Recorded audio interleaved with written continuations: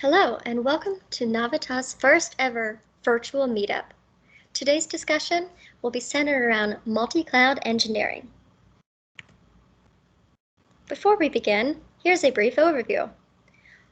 We will discuss Navitas' corporate overview, invite you to take a brief poll, share with you some interesting industry statistics, and of course, dive right into our multi-cloud management approach. But first, I'd like to introduce you to our two wonderful speakers today. Mr. Siva Thoda, Vice President of Cloud Practice, brings over 16 years of experience leading customers with their cloud journey and application modernization across financial, healthcare, and government sectors. He has experience managing and providing security oversight to large-scale projects across multi-clouds, focusing on compliance and governance. Siva holds a master's degree in computer engineering from University of Utah. He is an AWS certified professional architect, certified information security manager, certified information security auditor, certified information systems security professional, and holds an agile PMI ACP.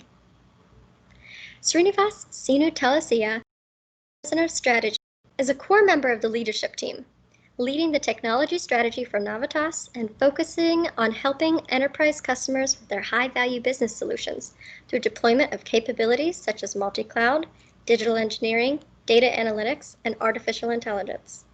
Moreover, Srinivas had an extensive experience in strategic planning, roadmaps, application technical design and architecture, and other relevant enterprise solutions. So let's begin by please helping me welcome Siva and Sinu.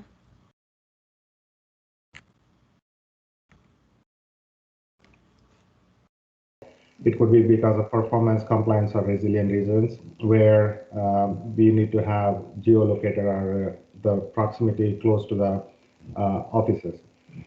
So a multi-cloud strategy has many advantages, but it undoubtedly adds an extra layer of management complexity, especially if multi-cloud adoption develops in an ad hoc manner rather than being planned from the ground up. So top areas where business needs more support from cloud vendors are like data security, migrating and optimizing workloads, complying with data regulations, managing multiple cloud solutions, and also modernizing cloud. So having said this, today we are going to cover all these areas in detail, and we'll be walking you through the different aspects of multi-cloud operating model and engineering. And before that, I would like to give a quick introduction. Navitas is a women-owned small business company. We are apprised in CMMI level 3, and we have ISO certification. We are top secret cleared facility, and we do business with commercial, federal, and state and local clients. Our biggest clients are Fannie Mae, Freddie Mac in the commercial area, and in federal right now, we are executing a multi-cloud security engineering contract where we are helping Homeland Security adopt multi-cloud, and we are paving the path forward. A couple of awards and recognitions. We are Deloitte Technology Fast 500 companies. We are Washington Post top workplaces consecutive in the last 3 years. And we work with various technology partners which help us to be in the leading and cutting edge technologies where we use our innovative labs to come up with accelerators.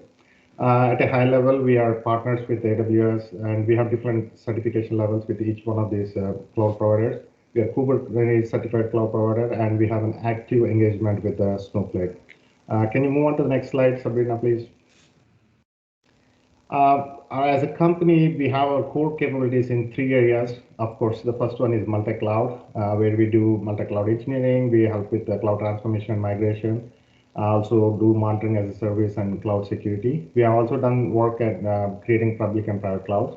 The second core capabilities is digital transformation, where we help corporations adopt agile and transform their legacy applications. So we help them with the application modernization, with specific focus on human-centric design, DevSecOps, and Kubernetes services. The last but not least, our core capability is data insights combined with artificial intelligence. We have core capabilities in building future state modern data platforms and data engineering all the way from data ingestions to data consumption, advanced analytics using artificial intelligence, and also using concepts like data ops. Can you go to the next slide, please? At a high level of differentiators, we have solid service offering in advisory and strategy. We have created a multi-cloud operating model based on our expertise and experience that we have with multiple vendors. Automatic is our single-click code deployment that can be adopted in AWS, Azure, or GCP, where we automate the infrastructure as a code. And Nav DST is our unique combination of combining data, security, and governance, and with compliance in particular. DataOps is where we extended DevSecOps concepts and implemented that in the data space. And the last one is the machine learning foundations, where we have used open source technologies to create a machine learning foundation platform on Kubernetes orchestration that can be deployed in multiple clouds. Having said this, I will like to move on to the next slide, and Shiva, take over from here. Thank you. Yeah, thank you, Sina. Thanks for the nice overview about the company. So we wanted you guys to take a quick poll. I think Sabrina is going to paste that link in the chat window. It should be accessible without asking you to enter any user ID password. It should be an open poll. I would encourage people to take that poll, and we will revisit this probably 10 minutes from now so that you have enough time to go through those questions. In the meantime, let me start with some general statistics, right? In the multi-cloud world, I mean, you can see any industry standard surveys like Gartner, Forrester, or IDC, where you can see how the multi-cloud adoption has been increasing from year in, year out. The particular reason why we picked the Flexera 2020 survey is this is conducted by a company called RightScale, and they were in the business since 2006 before they got acquired by Flexera. What they were doing since 2006 is how any agency or any enterprise can actually quickly get onto the cloud journey using their tools, how to manage cloud resources from that platform. So they do kind of do this survey pretty much every year. And some of the key aspects, as you guys all know, these surveys more or less reflect if it is conducted by companies like Forrester or Gartner, results would match more or less in the same way. So it is no secret that top 3 public cloud providers we're talking about is Azure, AWS, and Google. Even though Oracle Cloud has some footprint, and some companies like virtualization companies, heavyweights like VMware, they wanted to do their offering. They don't have a cloud, but they actually work on AWS as a VMC, and they're also offering their solutions on Azure as well as GCP. And IBM and Alibaba, so they don't make, we will tend to focus our discussion to top 3 CSPs. And you can see from the trend, any of these CSPs, any agency or any enterprise, whatever they wanted to do, at least go on one particular primary cloud, all they wanted to do, at least to begin with, get their footing in the door, is to do that cloud cost savings by optimizing their workloads, by moving their workloads from traditional data centers to the cloud. So we could have multiple ways that they can do, and we're not going to get into all that nitty-gritty. And migrating the cloud workloads, how to save money, some of the rationale, some of the things that companies are actually responded to the survey is those top 3 things are, and also migrating the workloads to some container-based solutions and processing the cloud-first strategy. So how this actually pans out, Navitas as a company, the customers that we serve, predominantly federal customers and some of the enterprise customers on the fintech side, how this pans out in that context, right? So we can talk about generic stuff like multi-cloud, but we tend to kind of correlate some of the work that we have been doing in the last few years, how we are thinking as a small niche company that we are right now, how we are thinking this multi-cloud challenge. So the rest of the presentation, we try to cover some snippets or scenarios, how we ended up solving those problems in a multi-cloud world. And this particular graphic that you see here on the left corner here, if you look at this, 93% of the agencies or whoever responded to this survey, they all wanted to do a multi-cloud. So you can look into that into 2 different things. If you see of the 93%, 87% predominantly operating in a hybrid cloud. So this would be like companies and agencies who are predominantly operating on an on-premise data center. But this particular 6% is very interesting metric that I would like you to focus on. So what this means is Those 6% customers are actually on their center of gravity of their workloads tend to be on the public cloud itself, and they're expanding their scope to a different public cloud. Let's say an agency A is already on AWS, and they wanted to kind of build their workloads and stretch those workloads, or basically try to bring in a different public cloud into play. That's the key aspect of it. So we're going to talk about some of the scenarios for rest of the presentation, predominantly addressing the 6% because it is such a nascent market. You can see a lot of instances, and there are a lot of companies in the marketplace that provide solutions, 87%. So we are going for the 6%, and we are trying to kind of solve some of the scenarios, at least the way we are seeing it. I will tend to discuss more topics like this. And this is another next 12 months, how the spend look like from the respondents. And 47%, needless to say, they wanted to do more, invest more in the multi-cloud. And the current cloud spend is original budget, and is always, they tend to go over budget on some of these initiatives. So this particular year, it's more than apt to discuss about multi-cloud in this COVID era. So we thought of trying to focus on this particular 6%. So we try to give a value to you. Since you all attended your valuable time trying to listen to us in this particular meetup, we try to give you value on how we can bring in some of the use cases about the 6% multi-cloud adoption. So currently, as you guys all know, agencies and enterprises already on multi-cloud may not be multi-CSPs, but already on multi-cloud. If they have a predominant primary data center, which is an on-prem data center or a colocation data center, when they bring in any SaaS, PaaS offerings, if you think about it, like on the CRM side, Salesforce, they wanted to have, and digital tools, they wanted to have Microsoft tools or Google Workspaces. You can think of them, they're already operating in a multi-cloud.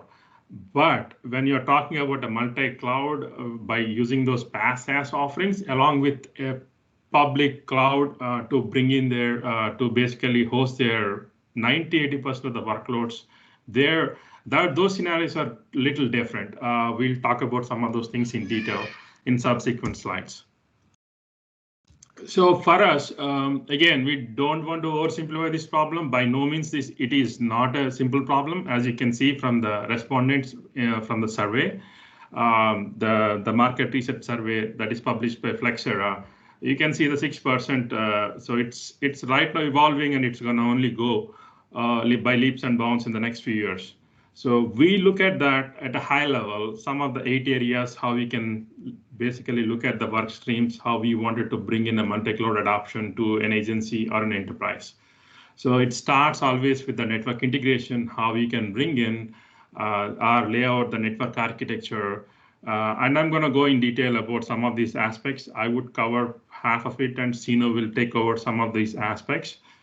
So it starts with the network integration, which is very important. How you wanted to lay out your landing zones, how you wanted to lay out your network architecture across multiple CSPs, so that you can have a unified cloud tenancy for these agencies who are enterprises who are trying to adopt to multi-cloud.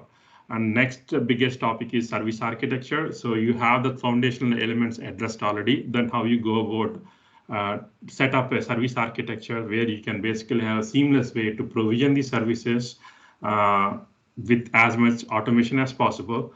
And the third aspect is cloud security, which is security risk governance and compliance across the board, like full panel offering of security risk and governance, so that you can enforce that one needs to think about it when they're thinking about multi-cloud scenarios for their workloads to spread across different CSPs.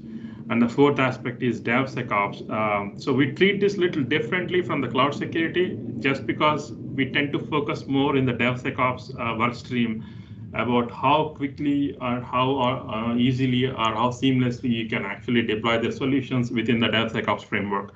It is more like delivering the applications and delivering the services in this automated pipeline fashion. So we always think this as a separate work stream. One would need to think about it when they're thinking about multi-cloud scenarios. And the fifth subject area one would need to look at it is an application disposition. So all the clouds that I'm talking about, predominantly the top three, AWS, GCP, and Azure, they have if you look at that, AWS has 175 services as they claim that major services they're offering. And if you look at Azure, they come up with 600 services. And if you look at the GCP, they announced they have 90 or so areas that they cover in the GCP itself. So all these services, the semantics are same, but they have tend to have different names. All have IaaS offerings, all have PaaS offerings, and as well as SaaS offerings across the board. So when you look at your workloads and you're already on a predominantly on one CSP, how I can actually use some cloud native services, how I can bring them into play, and how, based on the agency or enterprise's needs, how much ever cloud agnostic they wanted to be, and pick and choose the right services that they wanted to do across the board. Some offerings are really good in some CSPs for obvious reasons. So how I need to do it from that lens is what application disposition gives you that entire lens so that you can run through your workloads and look at your workload characteristics and go about doing the app disposition on that. And sixth area one would need to look at it is cost optimization, probably the biggest thing of all. So when agencies and enterprises venture into this multi-cloud journey or their main cloud journey, the focus has always been how quickly I can move my on-premise to predominantly the primary cloud, or from their co-locations data center to the primary cloud. So the focus is always like how quickly I can lift and shift in some ways. But as and when they get the maturity in primary cloud itself, you need to think about different cost optimization techniques. If you basically superimpose that, how I can do cost optimization in a multi-cloud world, what that looks like. Some services, the way they have been evolving in AWS or Azure, you might get a different SLAs depending on the stack that you're using, depending upon what kind of a shop you are traditionally. If you tend to be a Microsoft shop, you have a lot of SQL databases and of that nature, you will get some perceived benefit when you deploy your workloads on Azure, for instance. Whereas you are coming from an on-premise and heavy Oracle and all that good stuff, and you're moving to highly scalable RDS schemes based off of Postgres or MySQL or other things like that, and some of the non-SQL type flavor, you might get a benefit that you're trying to use it on AWS. So it's not like one solution fit for all. Depending on your workload characteristics, depending upon how you wanted to see your workloads mature through the entire lifecycle in the near term, long term, you can pick and choose the cost optimization schemes that would fit your needs. Again, all these 8 areas we are talking about here, these are general areas one would need to consider. And by no means, as you can see, the 6% that is evolving market in the multi-cloud workplace, it's not like one solution for everybody, right? So depending upon needs of the agency or an enterprise at a division level, at the branch level, or business unit level, you need to do that rationalization across these 8 different areas. Then you can come up with a meaningful strategy, how you can actually deliver the cloud services in a true multi-cloud world. And 7th area is information strategy. That deals heavily with the data. So anyone who works on the data side, to do it on cloud is one thing, and trying to do it in a multi-cloud world is a different thing altogether. Even in primary, one single cloud where agency or enterprise, they tend not to do even a multi-region resiliency for obvious reasons for data workloads. Because in order to do a multi-region resiliency in a single cloud itself, you'll end up incurring a lot of egress costs if you wanted to make that solution that way. Again, comes with the priorities, comes with the business needs, mission critical nature of the workloads you are dealing in the information side, and RPOs and RTOs play into this area. And the last one is observability, which is very key aspect of all these rest of the 7 areas. How you can intelligently monitor across the board, all the way from layer 3 to layer 7 in the public clouds, in the clouds. You don't have access to the layer 1 and layer 2, obviously. So you start from layer 3 all the way to layer 7. How I can rationalize my single pane of glass? It's like a logical concept anyways. I don't think one can get to the single pane of glass to go across multiple clouds for cost reasons and other things. but close to that single pane of glass, observability from layer 3 to layer 7, all the way from that OSI stack, how I can do that, how I can monitor costs, how I can actually do a single pane of glass for security-related eventing and log aggregation across these clouds. That's what this observability area talks about. Now, we will tend to go, I'm going to cover each and every area at a high level and try to quote one real example so that people can relate to it. We tend not to be too much professorial based on trying to preach you something that you can get out of by simply Googling it or going to any of the cloud providers themselves. Rather, we want to make this more interactive. How we ended up solving some of the problems at an agency or an enterprise who are predominantly on one CSP. We are talking about 90% of their workloads are hosted in an enclave, which is a public cloud to begin with. Even though they have 10%, 5%, whatever left over on the data center, they have aspirations to be a true multi-cloud. So that's why we are taking that example and to illustrate some of the use cases we have solved. Hopefully that will give you some value and think it through these domains holistically. Again, so let's talk about quickly on the network integration, the first thing, right? So before going to these three scenarios that you can see here, this is like organizing how you wanted to set up your applications, portfolios, and projects in each and every cloud, how you can envision it. But before getting into that, so the network integration starts with, like if you take like a CSP, an agency A is already on AWS, and they're part of a bigger organization within that agency. They all need to comply with the TIC 3 standard. What that means is none of everything has to be happening within the VPC, the virtual private cloud, on a public cloud itself. And that agency has, let's say, multiple subdivisions within that agency. In that kind of a scenario, how would you go about choosing a network integration model? So you can have a traditional hub and spoke model, or you can have a shared VPC architecture.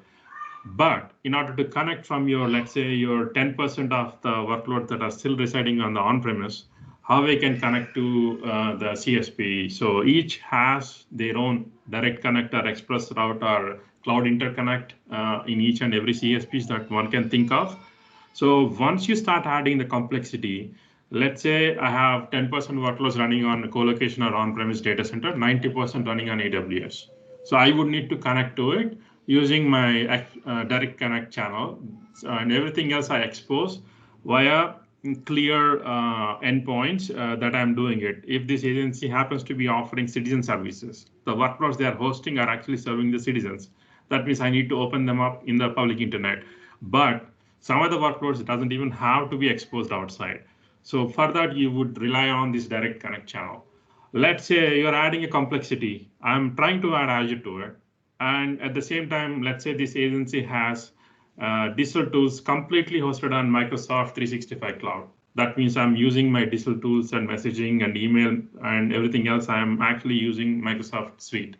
So that means I need to connect to Microsoft using Express route for three different reasons, right? Let's say they don't use any Azure IaaS and PaaS services. Rather, they use only Microsoft services, like either Microsoft Teams, Microsoft SharePoint services, or Microsoft email service, and Microsoft Active Directory. So I would still need to connect using Express route.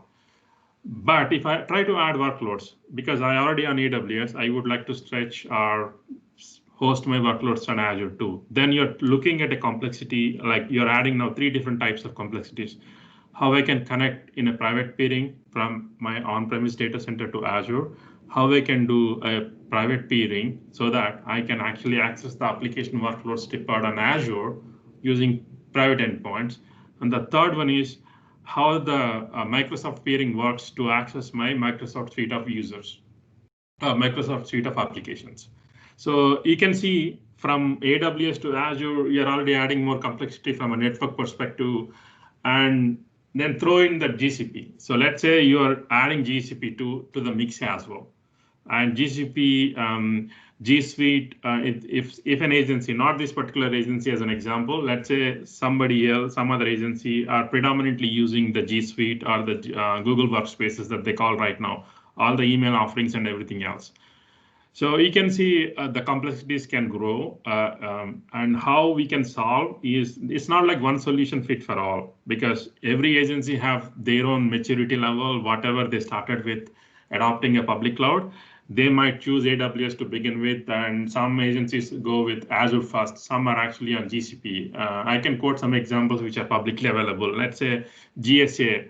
They chose GCP, and they're hosting their email applications and all that good stuff. At the same time, they're deploying their workloads to AWS too. So you can see the complexity, how the network has to be thought through, how all these paradigms have to be considered in order to do a meaningful network design and architecture. And the whole shared services architecture, one would need to look at it when they basically move their workloads to any of these clouds. So the point I'm trying to make here is this is a problem that requires some thought process in order to design a holistic architecture. And whenever companies like us get engaged and trying to help with multi-cloud adoption, what that means is really they are on this path for a while. And some of the DHS components that we talk about, again, public information, one would find out. So they're already on AWS path and some of the components. So when you go ahead and basically help them, so you are solving a problem that exists already there, and you wanted to go within those guardrails in order to solve those problems. So throwing a bunch of tools at it and trying to kind of put an ideal target architecture won't suffice, obviously, because you need to go and work with the way the network has been laid out. Because some of these agencies have, like I said earlier, they have to be TIC3 compliant and in the cloud world. And Einstein Cloud, whatever CISA basically monitors the traffic, flow traffic between these CSPs and their whatever on-prem footprint that they have, it has to comply to those things. So I think, like I said earlier, this topic in itself can be covered as a meetup topic when we wanted to go in deep at length, how some of these intricacies or some of these challenges that exist right now at various government agencies. So let me wrap this up, this slide. AWS have different hierarchies, like you have organization units, and you have accounts, and you have resources. And you can bundle those resources into different projects.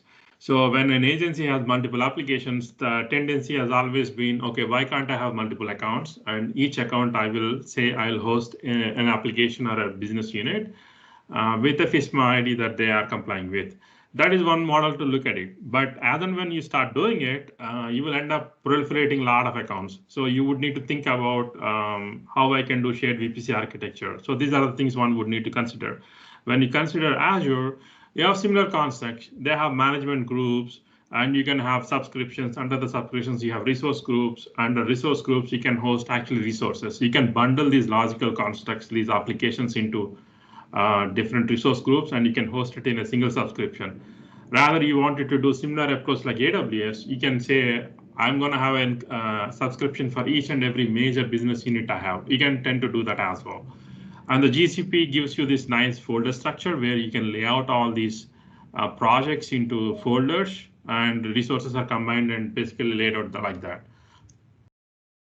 Now let's come to this service architecture, the second portion of it, where we talk about, okay, we have this, let's say somehow we figured out in a multi-cloud world, my target network architecture should look like, and I'm ready to provision these resources. So it's not an efficient way to provision resources on individual silo cloud. Rather, you want to control that experience with an ITSM solution like ServiceNow. So what that really means is, always I start with this ITSM as like another abstraction layer for right reasons, because multi-cloud doing it in a siloed way might encourage the teams that agility, but over a course of few years and months, you tend to lose the governance aspect of it. So you are always better off thinking about a good ITSM model. Solutions like ServiceNow comes into play. So all the teams or units or application groups come to this single ITSM application. They could request, they could place, and you could track the entire application lifecycle provisioning from there.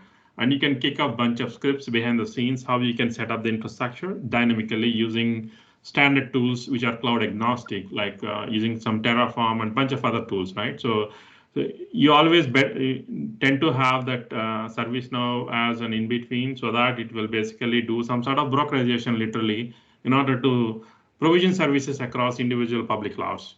That's this service architecture talks about that. Again, every single slide in this particular meetup that we're talking about can go in real deep, and they themselves are like a meetup worthy items. Now let's talk about cloud security. So again, high level cloud security. Again, I would like to impress upon if an agency or enterprise on public cloud, like AWS. So by itself, very few companies tend to use the in-house IAM capabilities. I'm talking about the identity proofing solution, like your authoritative resource for, let's say, your user store. So you don't use those things. So you tend to have an Active Directory or something of that nature, or even custom directory that you have been using it in your traditional on-premise data center. So you wanted to move that. So, but when you add a new cloud, let's say they're adopting digital tools, Microsoft tooling on Azure. So AAD comes into picture, Azure Active Directory comes into picture. So how do you think about solving the identities from a single IDP? Because you don't want to do like proxying or replicating these identity providers. You tend to have a single identity provider, hopefully, which is a cloud-based provider in itself. That would be an ideal scenario, something like Okta or some other products that you can use, which kind of use that identity brokering for you if you're doing a true multi-cloud scenario. But again, these are all the scenarios one could think about in ideal world. But the chances are the agency or an enterprise that exists right now always use and they evolve their identity infrastructure over the course of a few years. When they tend to get on this cloud journey, they wanted to leverage those tools. So it is very critical to think about how my IDP can actually scale or work across different clouds. One particular scenario I would like to bring here is if you have an Active Directory that is hosted on Azure, how I can basically do a directory sync, and how I would like to use that as in my authoritative resource to control the governance aspects of it on AWS too. So how can I do that? Those are the scenarios one would need to think about it. Again, you can go at length on all these subtopics here. Those are the things one would need to consider. And there is an inherent CSP native identity management. One could look at it. So these are like machine identities, service identities, robot accounts for accessing some of those services. These are not like a real person identities. Rather, your applications use this native identity management solution in each and every CSP in itself. So AWS IAM, you will use a bunch of IAM features. But at the end of the day, I would like to basically connect this to a group in my AD or my authoritative resource, whatever that could be, my IDP. How we can do that? So it is different when you look at it, IAM implementation of AWS compared to Azure, compared to GCP. So one would need to think about how I can tie up my machine identities, service accounts, all these service accounts that I use to provision services, how I can tie that back to IDP is one of the key aspects one would need to think about it, because that's the whole aspect of the governance, how you can control the identities. And another aspect I would like to bring upon here is SIEM, complete SIEM itself. So security, event, and information management, how I can basically track this. This is one way for my risk management folks to look at it, and my information security folks to look at it, how I'm actually using the cloud services, how I can basically do operations, API operations like CloudTrail or similar constructs within GCP and Azure, how I can do this, and how I can build this SIEM event systems itself, how I can control those identities. So we will talk about a little bit at the monitoring slide as well, but those are the things I would look at it. And the fifth option that I would want you to consider is identity management, automation, and orchestration for the cloud operations itself. So 3 and 4 kind of goes hand in hand. This is what I was talking about. When cloud operations uses some service accounts, robot accounts, or some accounts that I use to provision it, how I'm going to manage those things, because that's very critical. If that gets compromised, you will, and so your security exposure is much more than anything else, rather than IDP identities itself. And now let's talk about briefly in the DevSecOps area. Again, this particular slide, we put in how we solved or at least provided a strategy, how to look at this DevSecOps tooling. Again, a lot of agencies and enterprises, traditionally, they have been on this CloudBees and some sort of Jenkins flavor CI tools, even though other companies are maturing, trying to use other CI solutions as well. So this particular tooling, more or less, is like a common theme that you can see across the board.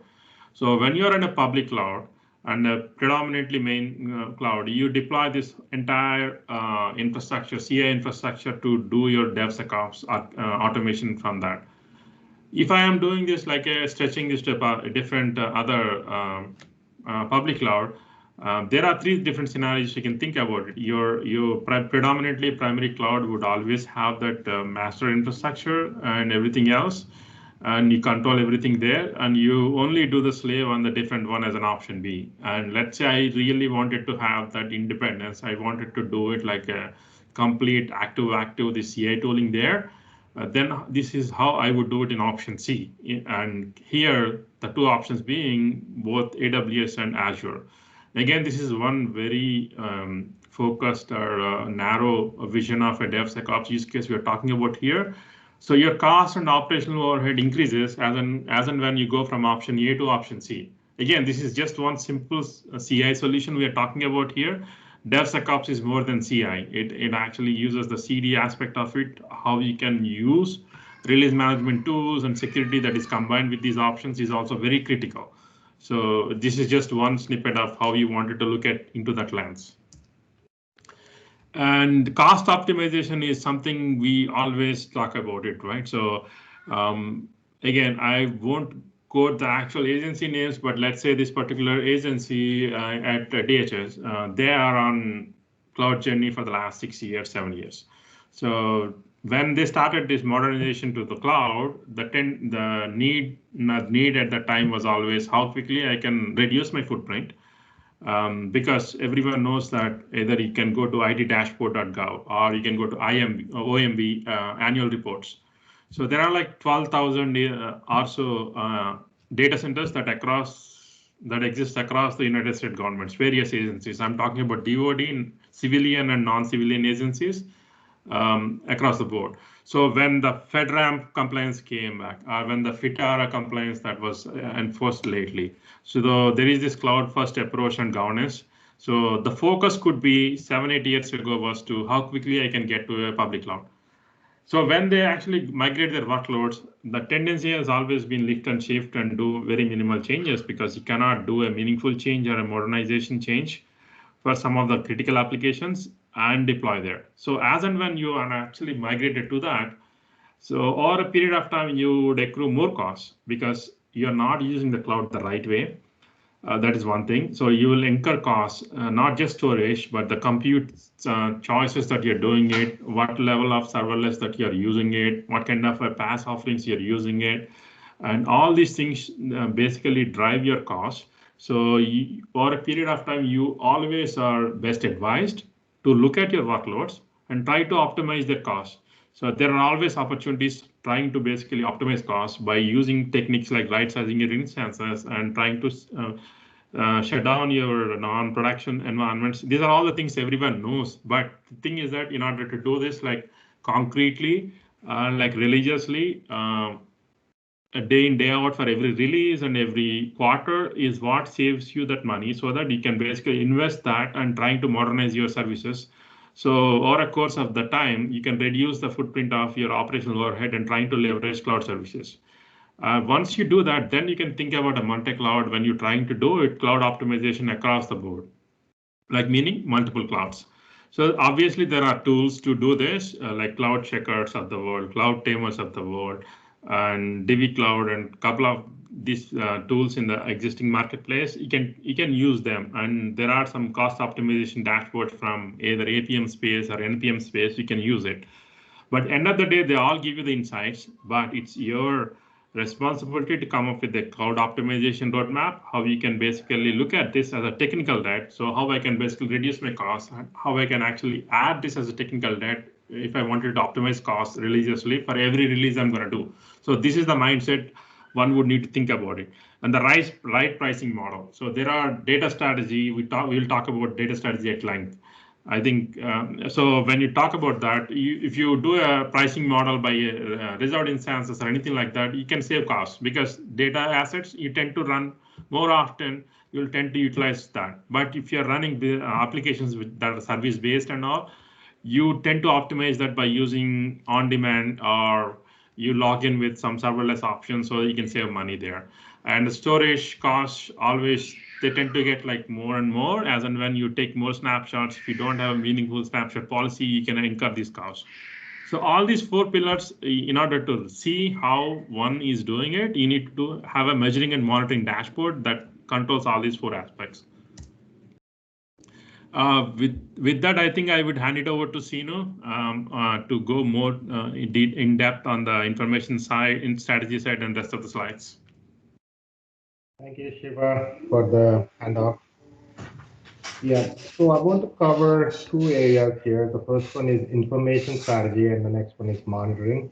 Little bit background on the information, right? Since we are talking about multi-cloud, 20 years ago, when organizations were building data warehouses for reporting, it was predominantly using creating a data warehouse, collect all the data in batch and using star schemas. So the biggest challenge was how do we maintain the flow, changing dimensions and stuff like that. Over the last 10 years, we have seen this huge demand for big data architectures, big data movement. We are talking about unstructured data, and also concepts like data lake. Within the data lake, we have seen Hadoop was like implemented at most of the organizations, where the focus was on schema and read. And we created a lot of warehouses from this unstructured data lakes. The data pipelines became very complex, and there were a lot of issues in the maintenance of these pipelines. We transferred from ETL to ELT based data lake ingestions. Then came the memory appliances like Netezza, where they try to improve the performance of this huge data. Then we have seen real-time ingestion as another pattern where we have used Kafka and also Spark for the processing. A lot of large programs I have noticed over my course of number of years. I've seen large programs fail because of this ever-changing technology. Given the 2020 now, the data is we have specialized divisions, specialized roles like data engineering, data quality, data science. So these are all the buzzwords that are happening right now. We also look, there is a concept called federated data warehouses where people looked at virtualization tools like Dynado and some advanced concepts like Hitstack-based MemSQL and other products. Again, going back, building on this federated data warehouse, that is what the key is in the future when we are talking about multi-cloud. The future is how is my data distributed across all these clouds with a domain-centric view, meaning the data is no longer looked at one big siloed single source of truth distributing, but a specific domain has its own database created that could be running in any of these private clouds. And all these things are connected by a new concept that's going on called a data mesh. So essentially, data mesh is nothing but a decentralized architecture that is domain-aware. That's all it is. So these data sets are purposefully, they'll be designed to support like a data as a service, or you can call it like a data product. The fundamental thing is, instead of IT driving this, the ownership of the data resides with the domain experts, and because they have the most detailed knowledge of the data requirements and use.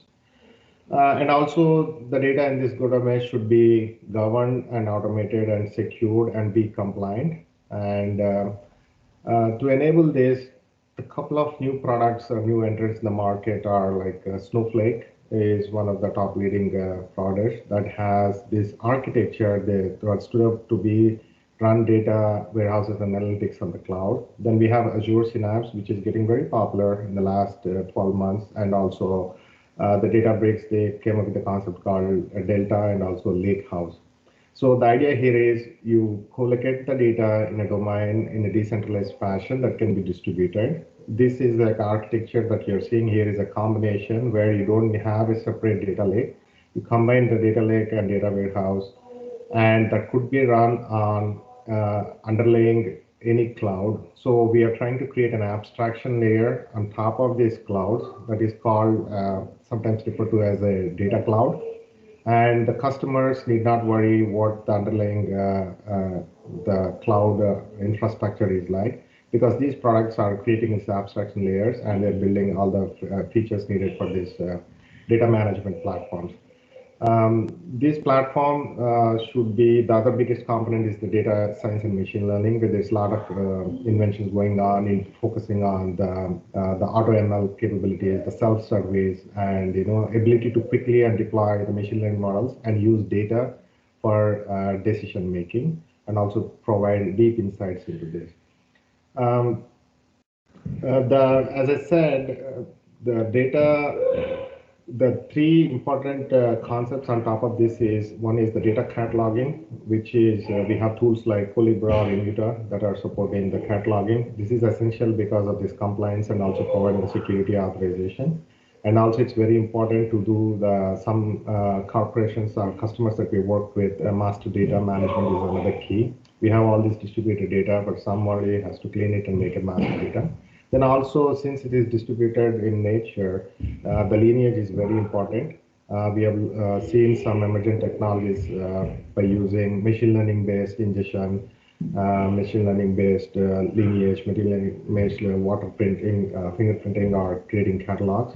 And the data quality is another area on top of this. So having said that, I would like to move on to monitoring. Can you go to the next slide? Yeah, as I mentioned before, multi-cloud means at the lowest level, creating containers and making it cloud native and deploying these workloads on different clouds. And also a lot of organizations are doing digital transformation. They focus on like speed, agility, like security and insights. And also these ephemeral workloads that we are talking about, they are very short-lived, and it's unlike before where they have these monitoring tools that are on-prem. They don't work on the cloud environments because they're not built up from the ground to run on the clouds. So we need to look at monitoring as a different aspect, and we have to focus on systems that are flexible and scalable, but should be operable, providing an end-to-end visibility into the entire work systems. So based on this, on the left, you see the different cloud providers. We can leverage the cloud provider monitors. And there are three important concepts whenever we talk about observability or monitoring is traces, metrics, and logs. So there are different tools available in the market today. But the idea is have one centralized data storage to store all these traces, metrics, and logs. Then use artificial intelligence-based operations to provide proactive IT operations management. This is primarily used for reducing like instant noise levels because there's huge influx of data. It is very essential that we suppress all the noise and we look at only the information that is relevant. So all these data can ingest different types of varieties of data like traces, metrics, or logs. We are looking at centralized storage. Companies are using Elastic Stack, Elk, or some companies are using Splunk based, but the cloud providers like Azure are more advanced. They are coming up with their own log analytic frameworks, which are much more advanced. There will be issues like if I am on AWS, I have logs there, and if I'm setting up workloads on Azure, what are the decisions that I need to make in terms of having the centralized data storage, or should we go with the federated data options? Right now, Splunk started with something like Data Fabric Search, but stopped the support for that. So we have to factor in the things like egress costs, how much data we are talking about, our work on federated search. And the biggest thing that people are organizations looking for is a single pane of view, which is essentially an enterprise command center, having one view into all the workloads that we're running across all these different cloud providers. And also on top of that, if you use Kubernetes platforms, there are a bunch of open source tools that can be leveraged. So the idea is you create a situation room with the smart dashboards, which does the proactive incident management using artificial intelligence machine learning for the incident and the correlation.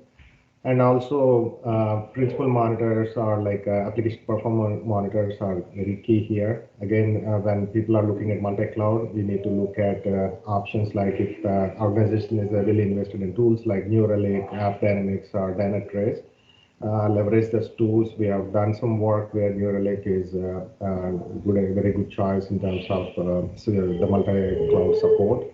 At the same time, there is something like a Datadog, which is a software as a service. Going back to analytics also, Splunk, you can have an individual cluster, multi-cluster spreading across all these clouds, or you can use a software as a service provider. So the idea is have one consolidated single pane of view in terms of looking at the logs and using triaging or troubleshooting the incidents. Also using AIOps and also combine the asset management information that Siva has talked, register all these microservices of the application, use that core data or reference data to create a view, and use machine learning to solve the problems. Can you go to the next slide? So we talked about a bunch of topics. We started why multi-cloud, then we went into the 8 different subject areas. And I know this is a lot of information to be covered in this short session, but let's move on to the Q&A session. Anybody has any questions on one of these areas, feel free to ask in this forum. Thank you, everyone. While people are thinking about the questions, let me show the poll results.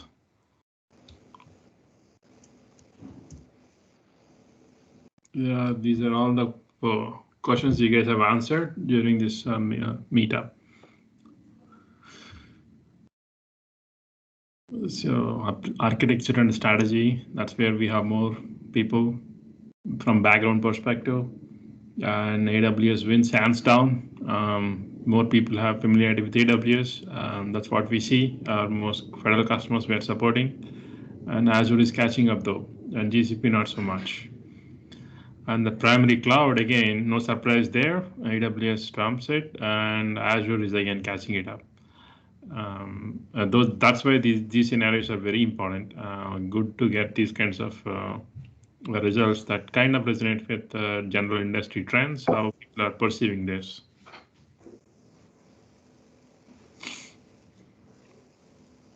Any questions from anyone?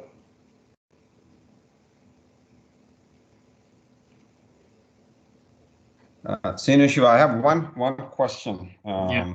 So when we talk about strategy, I think for, let's say, enterprises want to adopt multi-cloud, how do they decide which platform they need to run these applications or store their data on? Is it there certain criteria that it's part of our strategy that Navitas goes in, or it's only it's already been decided and then we'll go in and can you shed some light there?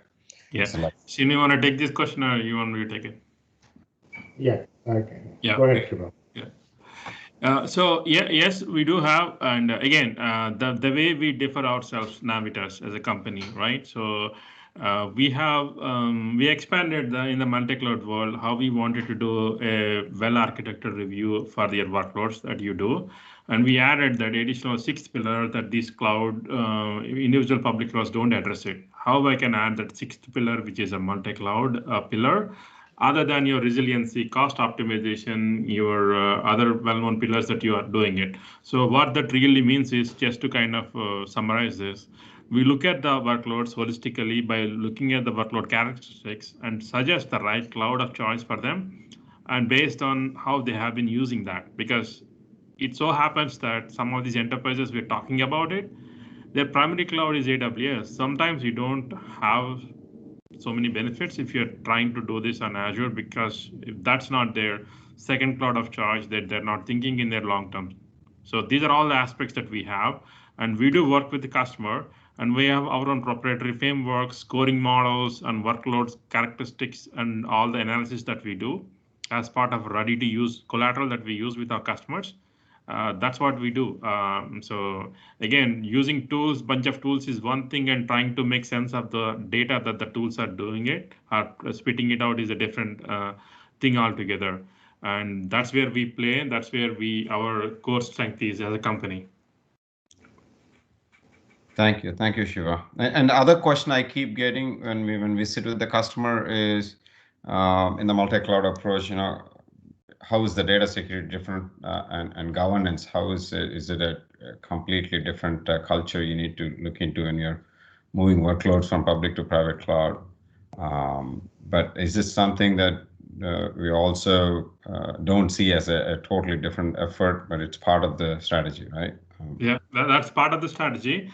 And we look at the cloud security holistically, whether you're doing it in one cloud or you're doing it in a multi-cloud, or you're even coming from a private cloud, that you have some SDDA offering or whatever you're doing it on-premise. So we look at the full pane of offerings that we do. What that really means is, again, one slide I covered earlier, how you think about those 5 areas, about all the way from policy enforcement, identity provider, access management, like from an identity perspective, that is one aspect of security, right? And also how you do SIEM meaningfully across multiple clouds or even primary cloud itself. And how we can do cloud brokerization itself, how we can bring in like cloud brokers, cloud security brokers, how you wanted to do a zero trust security model across single cloud or multiple clouds. Again, these are all the things that we bring into the table when we basically advise the customer about the services that we try to basically evangelize with our customers. Thank you, Shiva.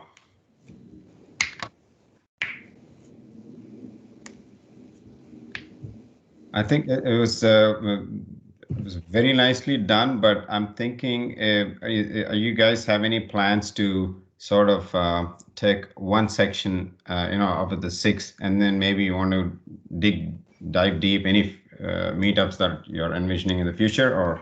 Yeah, that's the plan. Like Seenu mentioned, right? We try to cover a lot of material, and no way we are simplifying the problem. We understand the gravity of the problem, especially that one slide that I showed. So our idea is to take these 8 areas and dig deep into every single area as future tech topics or meetup topics. Wow. And we tend to make it more interactive and more some sort of value out of it, and trying to relate to an actual problem we solved. We are planning to do that. And this is our first ever meetup virtually. So we are figuring out a few logistics as well. I know we are we way beyond our 6:30. We try to kind of time bound this and make it much more meaningful and get some value. People can get some value out of it. Thank you, Shiva. Hi, Seenu and Shiva. This is Parthosh, and the presentation is too good. And I have a question here. So, if like the workloads are distributed across a large number of clouds or multi-cloud, are with different geographical regions, so that could increase the complexity of IAM. So let's say if customers or clients would like to go for a federated approach or something, so what will be the ideal solution? Yeah, that's a very good question. Sorry, Seenu, you want to take this question? Yeah, feel free to take it. Go ahead. Okay, so yeah, that's a very important thing, right? So again, what we have seen, again, reality, what we have seen at the customers, various government customers or the enterprise customers that we happen to work in the last few years, it's not one single solution for all of them. They all kind of have that maturity level, trying to use their IDP and IAM of choice. In a true world, if I really wanted to do a multi-cloud, I would rather have my own identity cloud separate from my public CSPs. That would be my ideal choice. But more or less, when you're dealing with these agencies and enterprises, you're not going to get that ideal scenario anywhere. So you have to deal with their IDP, which they're hosting in one of their CSPs itself. How I can successfully basically connect that IDP on one primary CSP with another CSP they wanted to bring into play. So it's not a simple solution that we solve there. Rather, we look at that, how many applications are using the IAM, because IAM, the way you use it, the entire infrastructure workloads, it differs how they use IDP and IAM, entire IAM suite, right? So when you talk about one cloud, it differs from a different cloud. So all these things are in play. I don't think we can simplify that problem. Rather, we need to think about all these scenarios, what are possible. And you can always do a short-term solution when you try to do this at a customer, and try to get the customer at the target state where you truly wanted to have an identity cloud that kind of sits in between and agnostic of these other CSPs. That would be ideal scenario, but you're never going to get there, right? So you always do the target state, and you always make steps to enable the customer go there. Got it. Thanks. If I want to add to that, it's not only about authorization, right? As you rightly mentioned, people use like ping identity or these kind of services that are offered, but things like data in rest and data in flight, all these things, there are much more advanced concepts that are coming in. The latest one that is out there is called confidential computing, where Azure and other cloud providers are focusing on isolating and creating hardware-based trusted execution environments, right? This is for like very advanced concept. So all the cloud players are thinking about beyond, right, the data at rest, data in flight, as well as computing and create these trusted networks.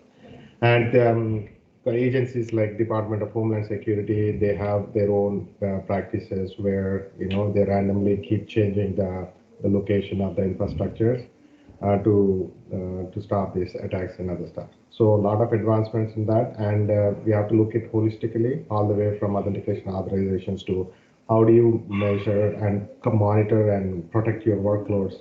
Things like Twistlock is very popular, and use these advanced concepts.